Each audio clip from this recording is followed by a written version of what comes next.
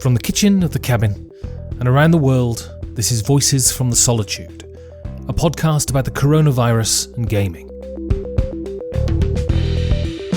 Today I'm talking to Ben Parkinson. We talk about running an NGO in these times. So I'm here with Ben Parkinson of the Chrysalis Project all the way in Uganda. So firstly, how are you coping with the lockdown yourself? Have you gone crazy yet? Actually, it's been quite a change of the way that we are living our lives here, including me. But no, we're not crazy. We are still together. A small part of our group are still together, living together in our centre here in Kampala. So before I come back to that, what is the general situation in Uganda? How are the government dealing with it? Is there sort of mass lockdown? And how do you think they're coping with the situation? The government has taken the pandemic extremely seriously. We've had 79 cases in total so far. But at the moment, most of the cases are truck drivers coming in from outside. So as far as in Uganda, there are probably very few cases, if any, here in Uganda right now.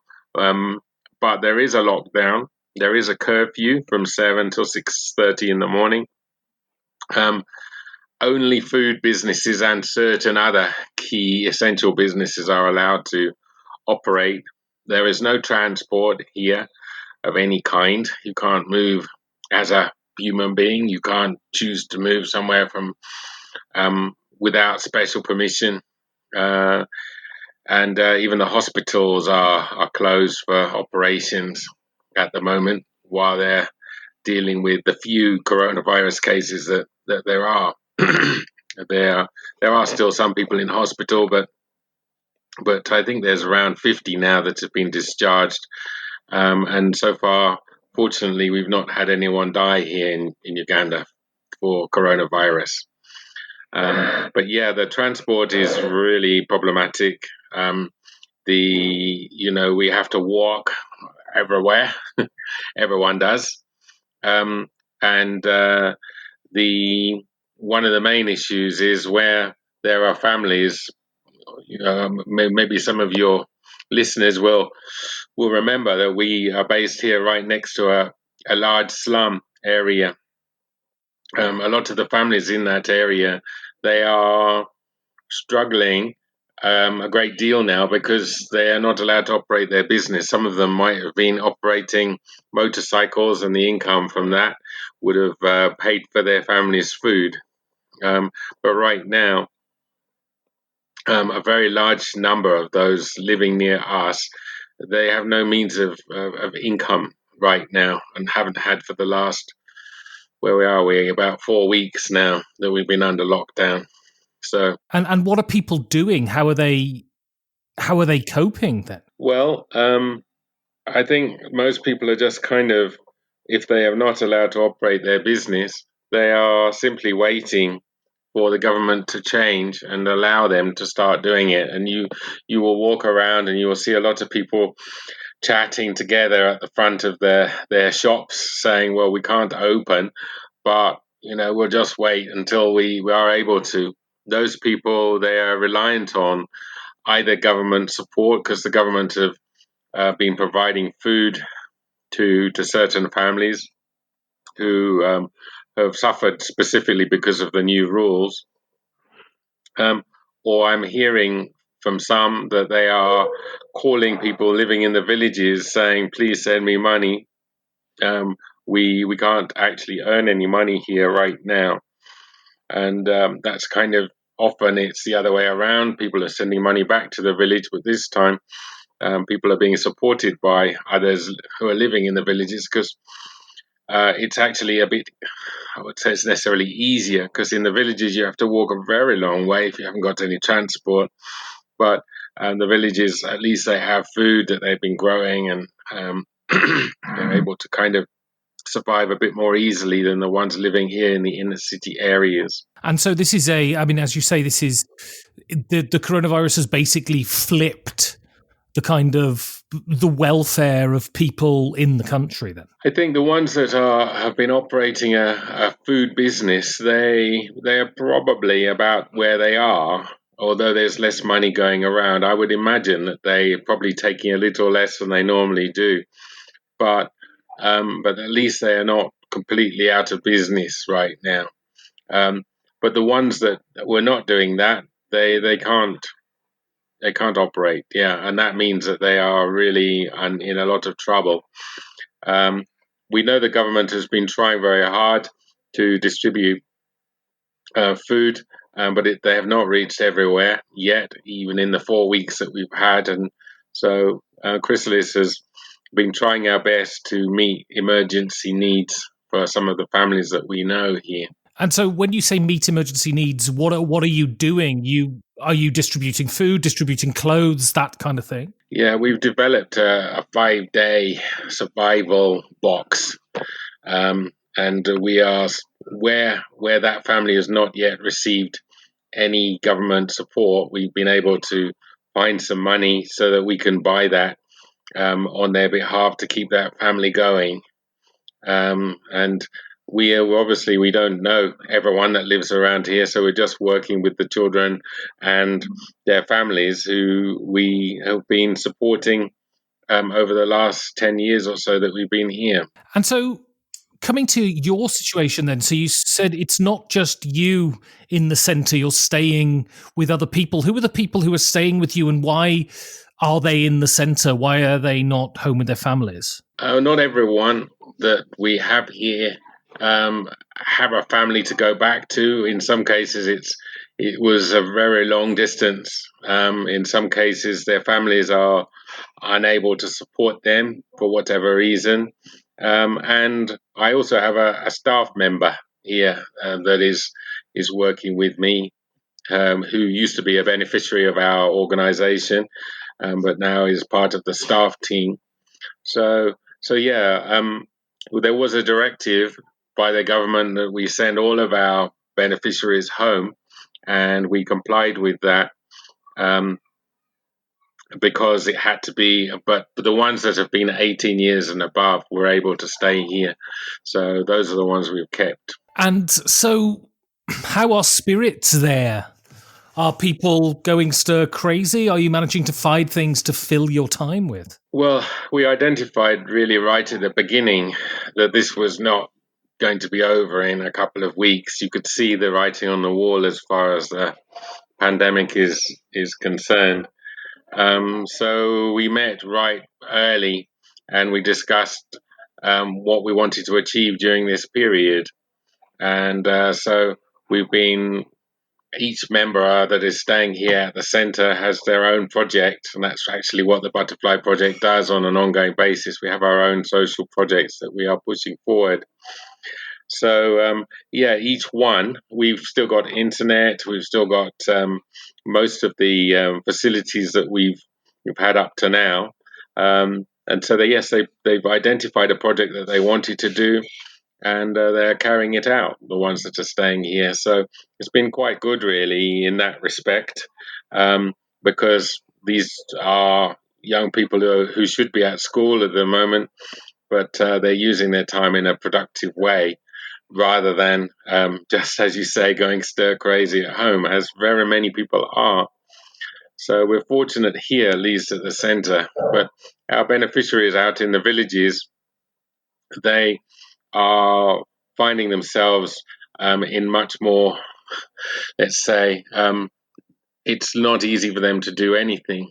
We're hearing stories of leaving their house and finding that army people are coming along and beating them because they're not allowed to move from one place to another unless there's a specific purpose. And we're hearing about the fact that they want to do things, they got their own projects that they want to do, but actually there's no means to do that right now because local army or local police are saying, sorry, that's not allowed right now. We have these presidential advice, and this is the way that we need to move forward. So, yeah, in the villages, easier for food, but as far as activities and making things happen, nothing really happening for children at all in there, unless they are working in the fields, and that's been given the green light. They're allowed to do that, but nothing else. And so, Europe has been sort of closed down. America has been kind of ravaged. And you say there's been no deaths in Uganda yet, and sort of relatively few cases.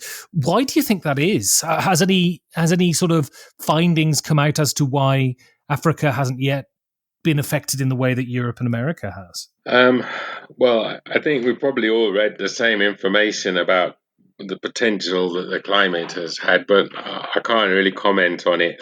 But here in Uganda, we it's not an area where there is heavy tourism right now.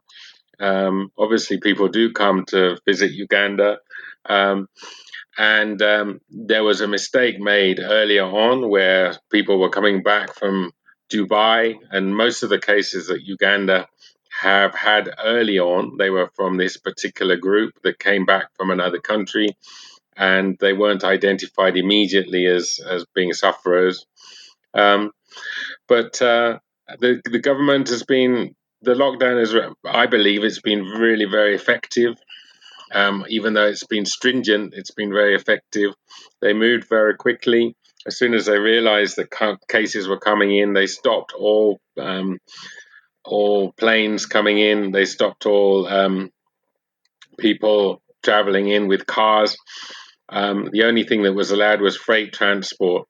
And right now, those are the only cases that we have that are increasing the numbers are lorry drivers coming in from other countries in East Africa.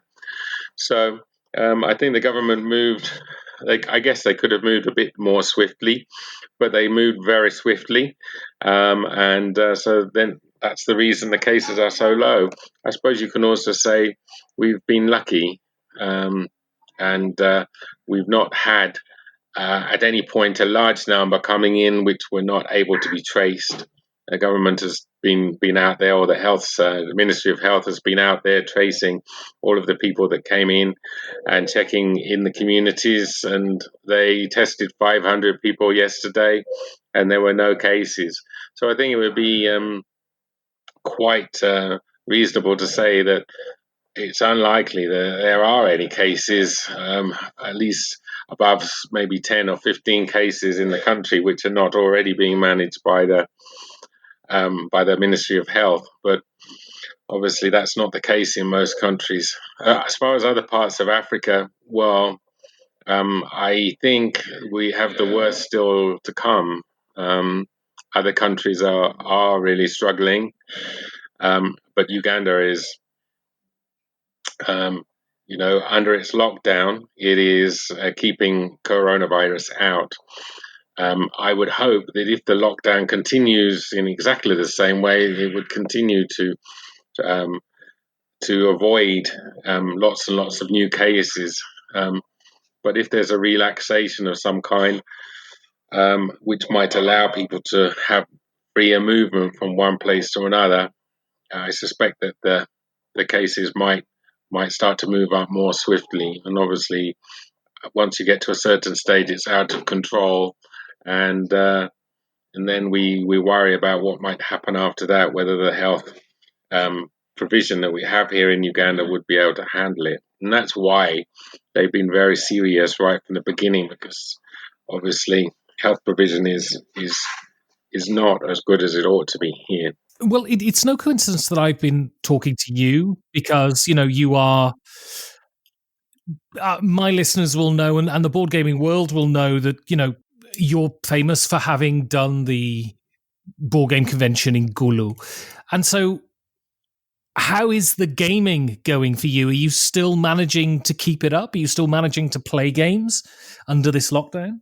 Okay. I am hearing from all of from different members of our beneficiaries in the village areas now that the board games have been very good at keeping spirits up. They are playing. or because clearly we have board games in every area.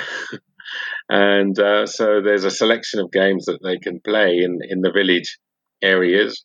We also have many games here in Kampala, and one of the projects that our young people are working on is a review YouTube channel. So Arnold has been doing that, and so we have been playing some games here in our spare time, so that he can review he can add more games to his review channel. So, but yes, we play. It's part of our program that we have every week, 2 or 3 board games at least each week, and we're trying out a lot of the ones which we've not had a chance to try up until this point. So, yeah, we played a game this morning called Campaign Trail, which was really very good. So, so we're trying some of the more complicated games, learning them. We're also doing a bit of role playing as well, and so we do we do include that within the different activities that we're running at the centre right now. And so, if people want to watch the YouTube channel, where should they go? That's a good question. I think if you Google, if you go onto YouTube and put Friday nights in Uganda, you should be able to find it. Friday nights in Uganda, or Friday nights in Uganda board games. You should be able to find it. Fantastic. Well, Ben, thank you for giving over your time, and hopefully the lockdown doesn't make you go stir crazy, and hopefully Uganda manages to keep the cases of coronavirus to a minimum. Yeah, well, of course, if the lockdown continues for a longer period of time, it could cause some potential problems. When people don't have food to eat, then the level of violence rises, and we obviously want to be in a position to help those families as we move forward, and try to, in that way, we are helping reduce violence, and we're helping to support the local community. So that's how we've changed. We've become more about aid and supporting people, whereas before we were more about developing and improving people's abilities.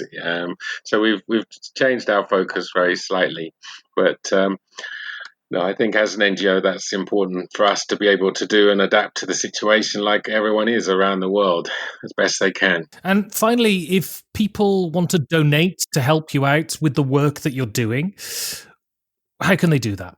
Probably the simplest way, and we clearly we are needing to support the local community. Then it would be justgiving, justgiving.com. And then /CYEN, CYEN, CYEN. That's Chrysalis Youth Empowerment Network. So, and anyone from anywhere around the world can donate through that particular channel if they wish to. Well, Ben, thank you very much for your time. No, not at all. Pleasure to speak to you again.